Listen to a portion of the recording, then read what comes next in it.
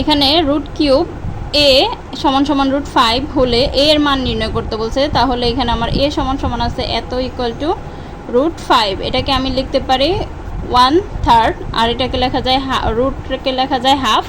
তো আমার লিখতে হবে না, এখানে আমার যেহেতু এর মান বের করতে হবে উভয় পক্ষে এখন আমি আবার কিউব করে দেই।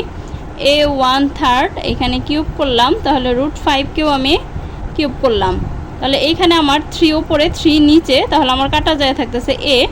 আর এইখানে যে আমি কিউব করছি এটা অ্যান্সার আসবে আমার 5√5। কেন আসলো সেটা আমি ভেঙে দেখাই দিচ্ছি। এখানে আমার কয়টা √5 আছে? 3টা √5 আছে। দেখেন √5 ইন্টু √5 ইন্টু √5, 2টা √5 হয় হচ্ছে গিয়ে আমার 5 আর ইন্টু হচ্ছে √5। এই জন্য আমার এটার মান আসছে 5√5। এটা একটা বেসিক যে কোনো সংখ্যার 2টা রুট সমান সমান হচ্ছে ওইটার পূর্ণ সংখ্যা। যেমন √7 ইন্টু √7 সমান সমান 7।